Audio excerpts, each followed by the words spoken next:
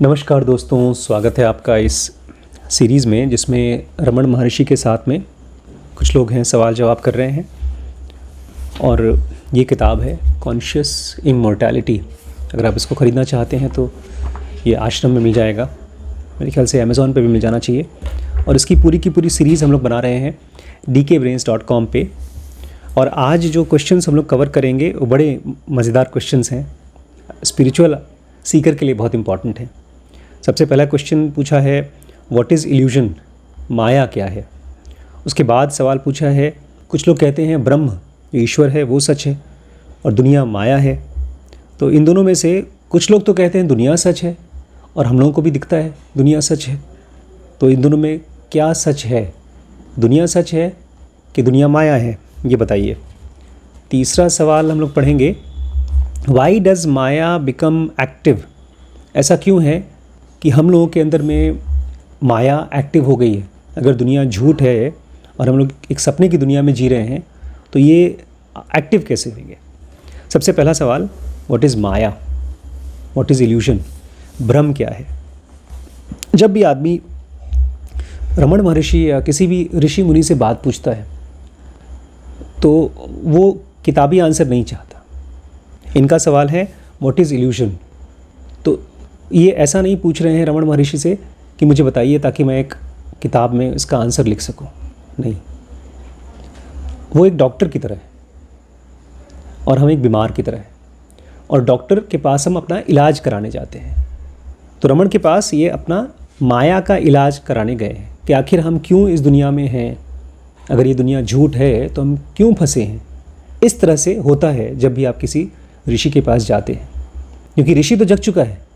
आप किसी प्रोफेसर के पास जाएं तो वो आपको बता देगा भैया ये किताब में ये लिखा है, ये किताब में ये लिखा है, मैं नहीं जानता हूँ, मैं भी उसी माया में फंसा हूँ जिसमें तुम फंसे हो। तो रमन कैसे उसके आंसर देते हैं, find out to whom is the illusion and it will vanish. वो तुरंत ऑपरेशन कर देते हैं, बोलते हैं माया क्या है, देखो देखो किसे हो रही है माया। अगर अभी तुम आँख बंद करके आँख खोल करके देखो किसके मन में विचार चल रहा है तो माया वैनिश हो जाएगी, गायब हो जाएगी। ठीक ऐसे ही गायब हो जाती है जैसे एक आदमी सोते समय सपना देख रहा है, फिर उसका नींद खुली, सपना गायब। It is foolish to talk about it. यहाँ तक कि अगर तुम माया के बारे में बात भी कर रहे हो तो ये मूर्खता है, क्योंकि बात करने से तुम उसको और मजबूत बनाते हो। कहा जाता है कृष्णमूर्ति के साथ भी ऐसा था कि जब कोई आदमी भूत प्रेत के बारे में बात करता है तो कृष्णमूर्ति मना करते थे, क्योंकि जो चीज़ को तुम बोलते हो वही चीज़ तुम सोचते हो और वही चीज़ तुम उसको होने के लिए मौका देते हो। तो अगर माया के बारे में बात करोगे तो माया और बढ़ेगी। For it is outside us and unknown whereas seeker is inside and to be known. अच्छा, एक और वजह से माया के बारे में बात करना बेवकूफ़ी है, क्योंकि हमारे बाहर है। जो चीज़ बाहर है उसको हम नहीं जान सकते और अननोन है, जबकि सीकर जो खोजने वाला है वो तुम्हारे अंदर है और वो ही जानने लायक है, उसी को जान सकते हो। जैसे हम यहाँ बैठे हैं और हम किसी दूसरे शहर के बारे में बात करें तो जब उस शहर में जाएंगे तब उसके बारे में हम आँख कान से देख सकते हैं। माया एक झूठ है जो हमारे अंदर से बाहर है। मतलब जब कृष्ण को पूछे माया क्या है तो कहेंगे मैं तो माया नहीं हूँ। जो कोई आदमी कहे भाई तुम्हारे यहाँ कुछ गलत काम होता है तो साफ साफ कहे हमारे यहाँ गलत काम नहीं होता। तो माया इनके लिए गलत काम है, इसलिए इसकी बात भी करने के लिए मना कर रहे हैं। और ये बाहर की चीज़ें हमारा स्वभाव नहीं है, इसको हम नहीं जान सकते। अब उसको ज़बरदस्ती जानने की कोशिश करो। सोचिए इतने बड़े फाइटर थे, योद्धा युधिष्ठिर, और किसमें अपने भाइयों को और अपनी बीवी को खो दिया, जुए में। अरे जुए में खोया है इसका मतलब जुए के बारे में सोचते रहे होगे, खेलते रहे होगे, शौक़ रहा होगा, और उनको ये भी भरोसा हो गया होगा इस वाले दांव पे जीत जाऊंगा, इस वाले दांव पे जीत जाऊंगा। यही है माया की ताकत। करो बात। हम यहाँ बैठ करके चार लोग बात करें कि यार शराब की कौन सी ब्रांड होती है, या लोन कितना मिल सकता है। एक भाई साहब मुझे अभी मिले हैं, बता रहे थे कि उनके पास 250 एम्प्लॉई हैं, 3 हॉस्पिटल्स हैं। फिर बात करते करते पता चला 60 करोड़ का लोन है, 3 में से 2 हॉस्पिटल चलता ही नहीं है, और फिर भी लोन लेकर के उन्होंने अपने बच्चों की शादी की है 2-2, 3-3 करोड़ की। तो लोन के बारे में बात करो तो मन में बात आती है यार मिल सकता है पैसा तो ले ही लो। जो चीज़ की बात करोगे वो चीज़ तुम्हारे मन में जग जाएगी, जिंदा हो जाएगी। इसलिए मूर्खता है बात करना। Find out the immediate and intimate instead of what is distant and unknown. इसलिए रमण कहते हैं उस चीज़ को जानने की कोशिश करो जो इमीडिएट है। तुम्हारे अंदर का भगवान इमीडिएट है, यही है, तुरंत है, और तुम्हारे इंटीमेट है, तुम्हारे सबसे नज़दीक है। आंख बंद किया, सांस लिया, विचार को देखा, और विचार के बगल में जो खाली जगह है वो महसूस किया। वो माया नहीं है, वो है इमीडिएट। तुरंत आंख बंद किया, सांस लिया, विचार को देखा, और विचार के बगल में तुरंत पहुंच गए। अब माया के बारे में तो पूछो, पहुंचो तुम। इसलिए जो चीज़ डिस्टेंट है, दूर है, और अननोन है, जिसको जान नहीं सकते, जिसके बारे में कोई जानता नहीं, उसको क्यों जानना चाहते हो? तो ये था what is illusion, what is maya. तो जब भी मन में सवाल आए कि भ्रम क्या है, तो ये जान लो कि उसके बारे में बात ही मत करो। ऐसी बहुत प्यारी सी कहानी भी है। कृष्ण भगवान छोटे से थे, अपना वृंदावन में खेलते वेलते थे, बड़ी फेमस कहानी है। ब्रह्मा जी को डाउट हुआ कि मेरी माया का मैं रचयिता हूँ इस ब्रह्मांड का, और ये देखो कल का छोकरा यहाँ टाइम पास कर रहा है। वो नहीं जानते थे कृष्ण भगवान ट्रूथ हैं, भगवान नहीं है, वो सत्य है। तो उन्होंने कृष्ण भगवान के जितने भी दोस्त थे सबको बेहोश करके लेके चले गए दूसरी दुनिया में, और कहते हैं कई साल तक वहाँ रखे रहे। और यहाँ क्या हुआ वृंदावन में? कृष्ण जी ने अपने ही रूप में से ढेर सारे अपने दोस्त बना लिए, और सब दोस्तों के घर पे खेलते कूदते रहे। जितने भी दोस्त थे एक एक रूप बना दिया उनका, और मौज मस्ती करते रहे, चलता रहा सब। फिर जब ब्रह्मा जी सोचे अब देख के आए, उसने सबक सीखा कि नहीं कृष्ण जी ने, क्योंकि उनको नहीं पता था ये भगवान है, ट्रूथ है। वो देखा तो यहाँ डबल रोल चल रहा है सब चीज़ का। देखा वहाँ पर भी, यहाँ पर भी, रोने लगे आकर। तब कृष्ण बोलते हैं अरे रुको, कुछ और लोगों से मुझे मिलना है। तब देखा तो बगल में से कम हज़ारों ब्रह्मा इकट्ठे होकर के आ रहे हैं, उन्हीं की तरह ढेर सारे ब्रह्मा हैं। तो ब्रह्मा मतलब माया, विचार। एक विचार में से 100 विचार आते हैं। इसलिए माया के बारे में मत पूछो, पूछना है तो पूछो कि मैं क्या हूँ और किसको ये माया होती है, और तुरंत आप उससे मुक्त हो जाओगे। अब दूसरा आदमी कहता है ये दुनिया माया है या दुनिया सच है, इन दोनों में बताइए क्या सच है। ब्रह्म is real, world is evolution. In शंकराज stock phrase, आदि शंकराचार्य थे एक, जैसे कृष्णमूर्ति थे या रमण थे, ऐसे ही एक जिन्होंने पीठों की स्थापना की, हिंदुओं के जो मेन जगह है ना, उन सबको स्थापना किया है आदि शंकराचार्य ने। तो उनकी किताब में लिखा है ब्रह्म इज़ रियल, जो ईश्वर है वही सच है, और ये जगत माया है, मिथ्या है। अदर्स से द वर्ल्ड इज़ रियल, और बाकी लोग कहते हैं, दूसरे लोग कहते हैं कि दुनिया सच है। व्हाट इज़ ट्रू, ये बताइए क्या चीज़ है जो सच है। रमण कहते हैं दोनों सच है। They refer to different stages of development. ये दोनों अलग अलग स्टेजेस हैं। जैसे एक छोटे बच्चे के लिए बस उसके लिए पूरी दुनिया उसके माँ बाप है, बल्कि माँ बाप भी बाद में, पहले माँ है, और माँ भी नहीं, बस माँ का दूध। उसको तो ये भी नहीं पता चलता कि मैंने सुसु पॉटी की है, एकदम छोटा बच्चा। वो एक सबसे बेसिक स्टेज है बच्चे का। फिर थोड़ा बच्चा बड़ा होता है तो माँ और बाप को पहचानना शुरू कर देता है, तो सेकंड स्टेज है।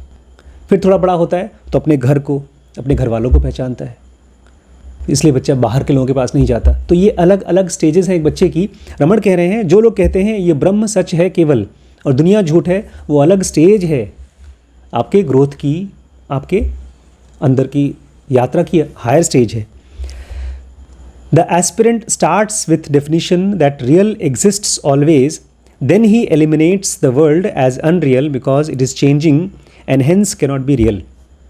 कहने जो साधक होता है वो पहले शुरुआत करता है ऐसे, रियल एग्जिस्ट्स ऑलवेज।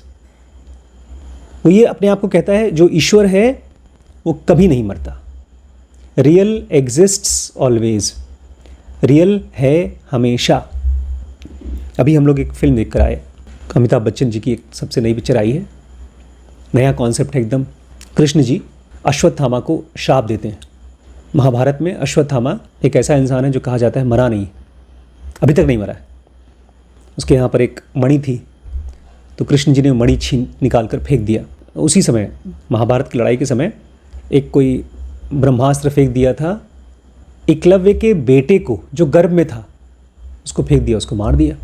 तो कहते हैं श्राप दे दिया कि मरना तो अच्छी चीज़ होती है, तुम मरोगे नहीं, भोगते रहोगे।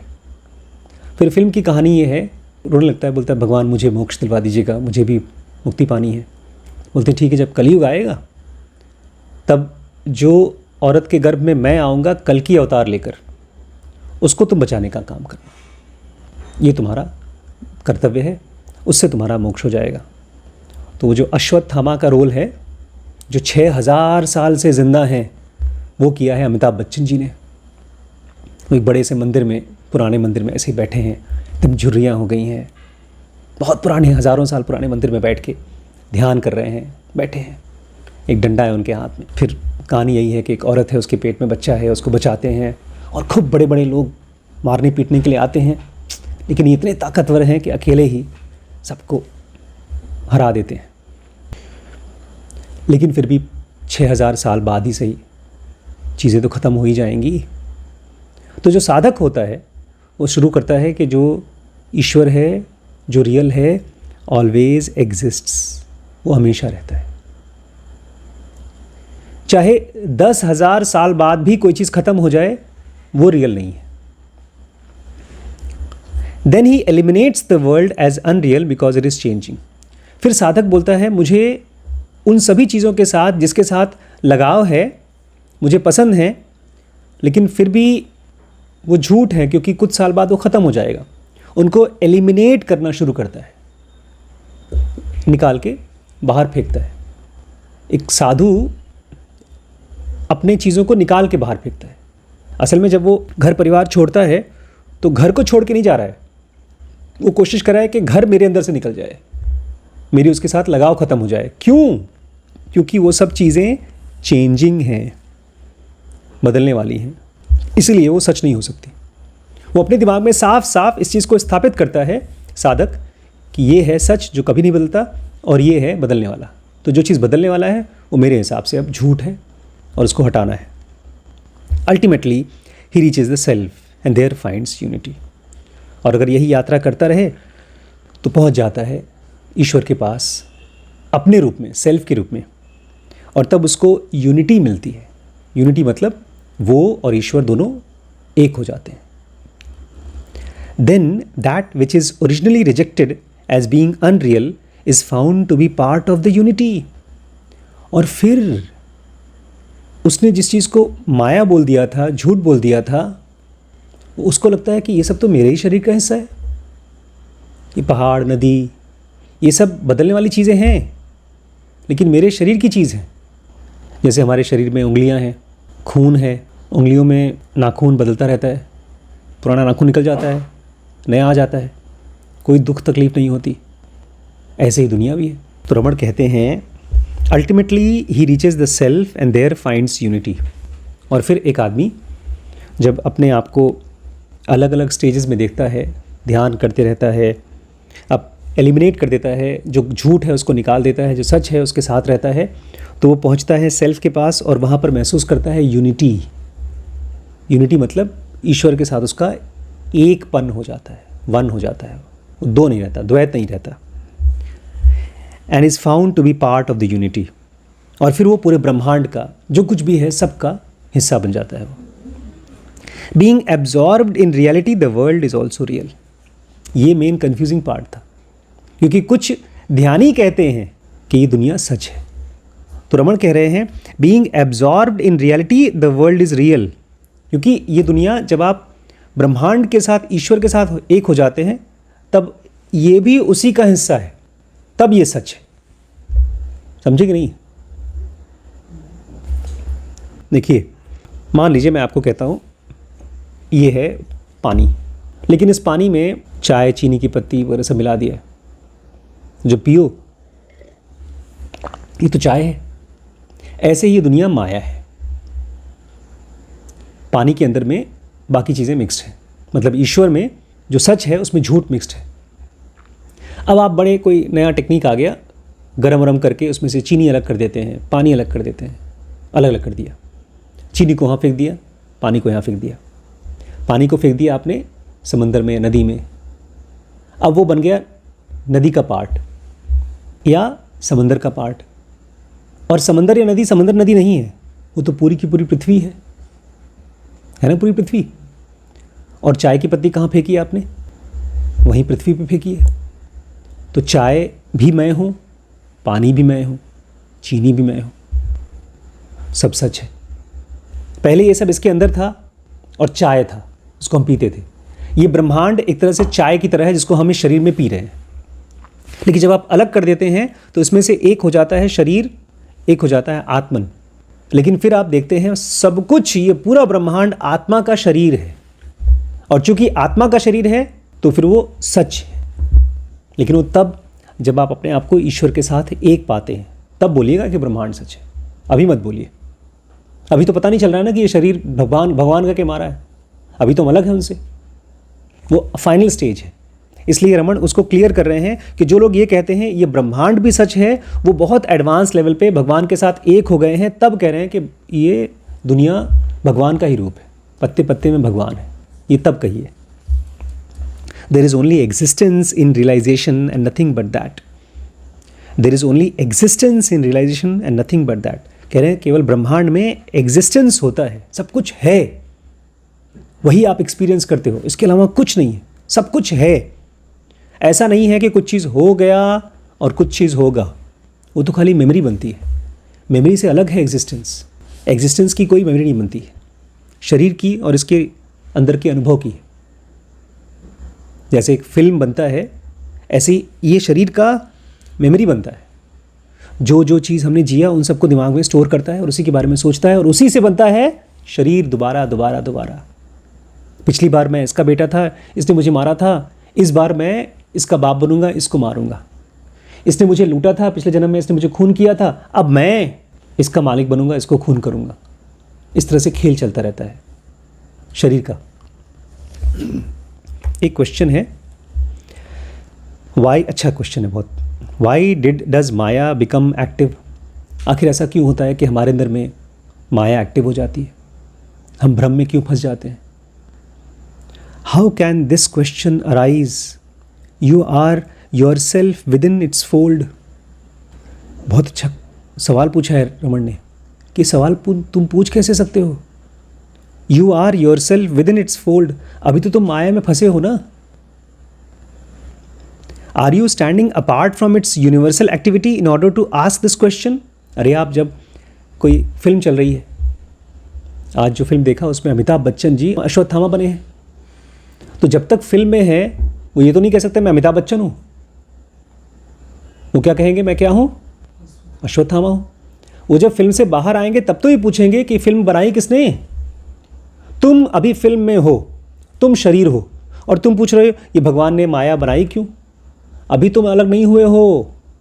ये सवाल तुमको नहीं पूछना चाहिए, ये गलत सवाल है। The same power is arising this doubt in order that all doubts may finally cease। और अब सुनिए, कह रहे हैं तुम्हारे मन में जो डाउट उठा है ना, क्या ये माया है या सच है? एक डाउट उठा है हमारे मन में, एक विचार, शंका।